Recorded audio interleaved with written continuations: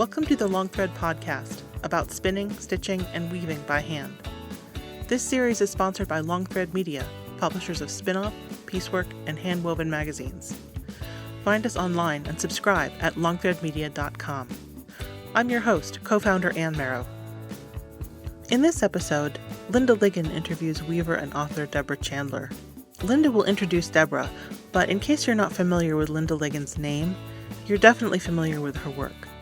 She's the founder of Interweave, the founder of Thrums Books, and a co-founder of Long Thread Media, where her unofficial title is Instigator-in-Chief.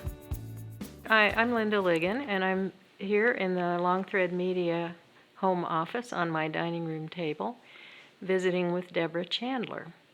If you're an American hand weaver or other type of craftsman, you probably know Deborah as author of the very best-selling book, Learning to Weave, and you may also remember her as the popular columnist in Handwoven magazine called Your Weaving Teacher. But Deborah has lived in Guatemala now for how many years? 20 years. 20 years, and has been spending most of that time working with Maya women, weavers, helping them create and sell and weave and doing all the things they do with their indigenous craft. I want to add to that, helping them to find markets. Some people think I went down there and taught weaving, which couldn't be further from the truth. They could teach you weaving. Right. Yeah. So that's Deborah's most recent background, is working very closely with Maya women in villages, in small villages in Guatemala, in the Guatemala highlands. And in the last, year, 2 years, how long has it been, that the subject of cultural appropriation has become a big hot button issue. And it's not confined to Guatemala, but that's the manifestation of it that she knows, and we're going to talk about it today. And Deborah, I want you to describe a little bit of what that means to people in Guatemala. So a definition of cultural appropriation is that someone from outside the culture is appropriating or taking advantage of something from within the culture. And in this case, what they're talking about is Guatemala and Mayan women have an ancient textile history, remarkable textiles. And they're loaded with designs and symbolisms that mean a great deal to many people. And what's happening is that more and more the actual cloth or the designs are being used by outsiders to make products that they sell for big bucks, and the money goes to the outsider, not to the Mayan women or the Mayan community. And there are a lot of people who are very bent out of shape about this. Yeah, you were giving me an example a while ago about the Nawala sportswear. Do you want to describe that? Yes, this is something that I just saw a few weeks ago. Someone sent me copies of ads that were showing up from a couple of different big companies, and the one I remember best was a gym workout outfit. So it's spandex pants and an elastic bra top, and the top is printed on this elastic cloth, spandex, whatever it is, with patterns directly taken from the community of Nawala, for instance. There were a couple of different ones. And in the ad, it says, this is our Nawala line. And it's quite remarkable, actually. There's nothing even remotely not Nawala suggestive about it. And in the ad, it says that they are paying royalty to the community. The person who sent it to me, who is very involved in the business, says that he's probably 99% sure that that's not happening. And I tried to contact the company so I could talk to somebody and find out just how they were doing that, and nobody answered. So I'll pursue that more when I get back home again.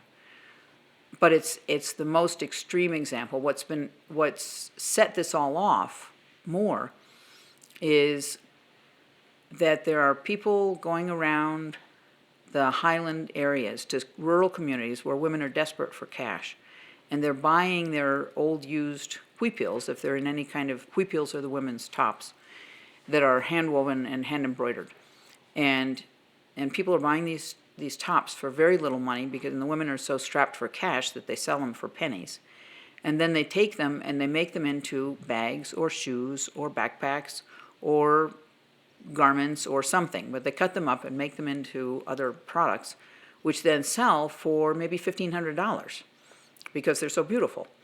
And so the woman who sold her huipil might have gotten $2 or $3, and the woman who finished the bag and sold it is getting $1,500, and there are a lot of people very not happy about that. Now, would it make a difference if the woman who wove the original fabric was getting a whole lot more, say half? Yes, that would make a difference. It would also make a difference if they were hiring her to weave something like it, so that she was actually earning some money from it. So hiring her and paying her a fair trade Yes. wage. Yeah. Yeah. Yeah, that would be very exciting.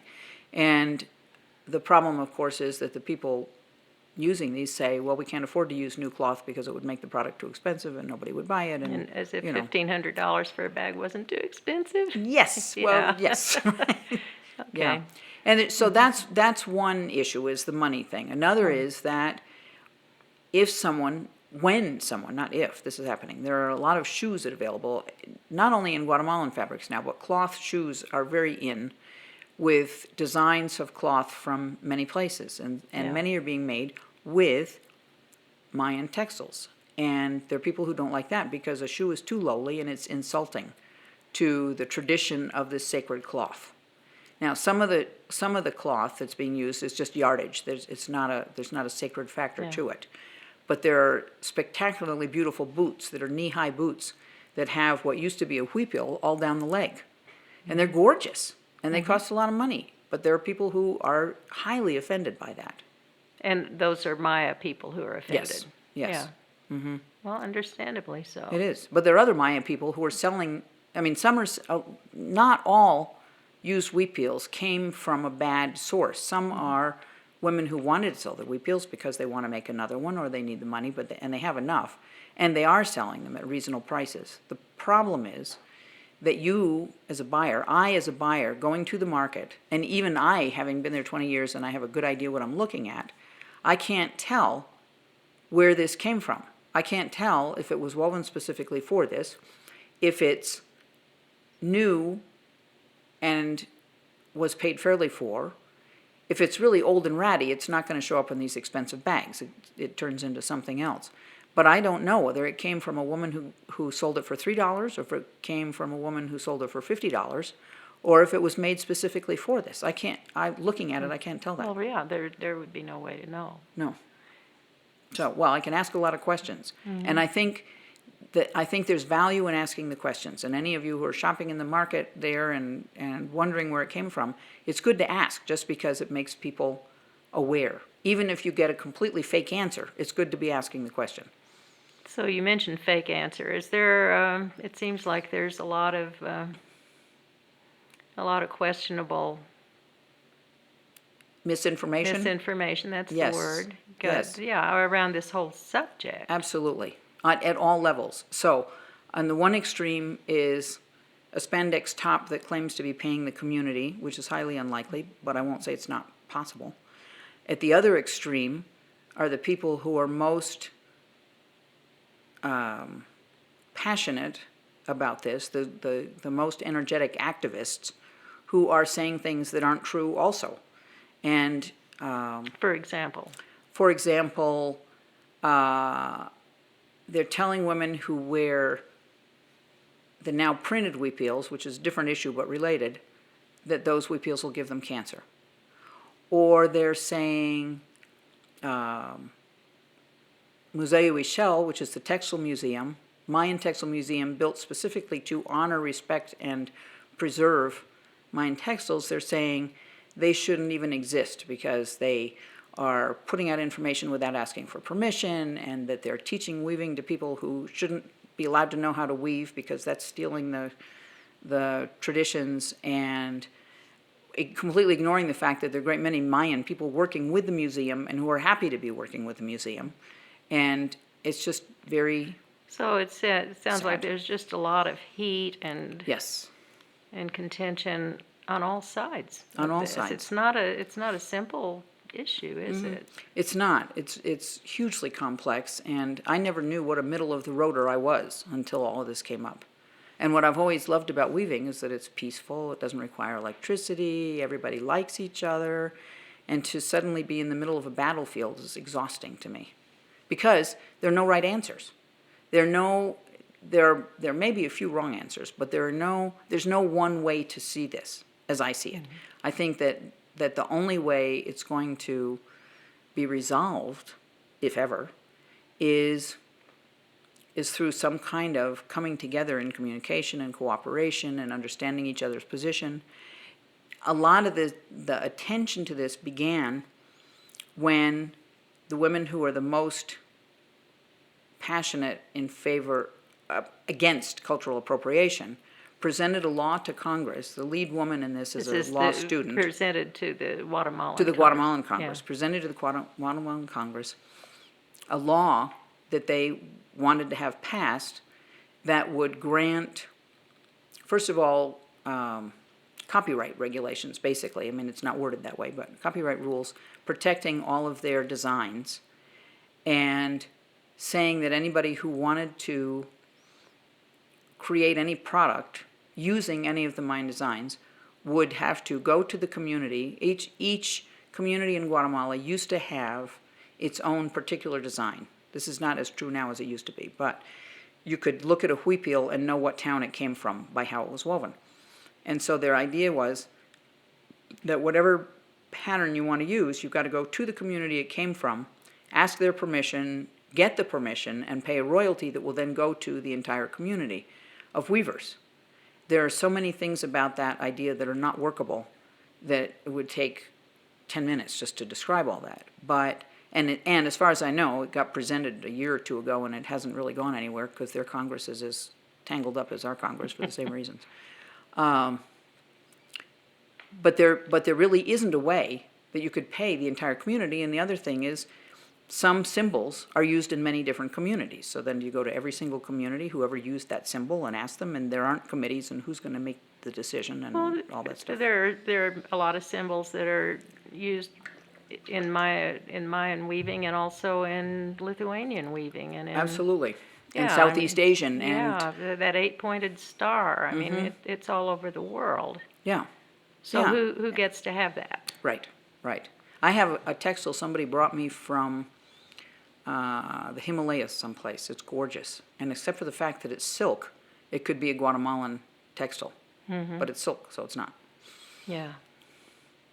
Well, that doesn't simplify matters, does it? It does not. And one of the things that's, when I first got there, if I told anybody I was a weaver, they either figured I didn't know the language or I was lying, because there are no weavers outside of Guatemala, and there certainly aren't any weavers in the United States. And by now I can carry on a conversation where they actually do believe me. But there's very little awareness of textiles from other cultures. Yeah. And so the idea that anybody else could be using those symbols is completely out of the realm of possibility, because the only thing they've seen from the rest of the world is commercial clothing. Yeah. Which we send them in vast quantities. And that they send us, because a lot of the clothing factories are there. Oh, that's true. Right, it goes both ways. Yeah. So with all of this contentious back and forth and all of the heightened emotions around it, do you find aspects of this movement that you can embrace? I do. I'm not totally thrilled with how they're doing it, but what they're doing is wonderful in that they are actively working toward consciousness raising in their own Mayan community. So the women who are the leaders of what's now being called the Weavers Movement are going village to village, town to town, putting on programs to inspire women to have greater pride in their work, to not sell their wheat fields for practically nothing, or even more, and generally raise the consciousness of them, of their own community, as to the importance of their textiles, the importance of their culture. And since I've been there, I've seen other efforts at what is being called a Pan-Maya or Pan-Maya movement. Because in fact, after 500 years of being stomped on, a lot of people are not thinking about their own Mayan culture so much. They became Catholic instead of Mayan, spirituality, and a whole lot of other things. You know, their diets changed and their lifestyle changed, and they lived in towns instead of spread out. And so what's happening across the board is more people trying to raise consciousness of what it means to be Mayan, spiritually, from a sacred sense, and that is wonderful because they have, I mean, they're way ahead of us on environmentalism, for instance, because they've been tied to their environment and the planet since. Well, they've just they were never been removed from it. Exactly. Yeah. And so the more of that happens, the better. And so this is another piece of that, is reminding the women of what the symbolism means, because for many women, they've forgotten that, if they ever knew. You know, it got forgotten generations ago. Talking about what different fibers mean, starting to spin again, starting to use natural dyes again. And so I think all of that is a big plus, Yeah. So do you see, you see positive outcomes? You see... I do. And one of the things that's tricky is those of us on the outside, whether we're Latina Guatemalans or outsiders completely, we want to help. And the best thing we need to do is stay out of the way, because they need to do it themselves.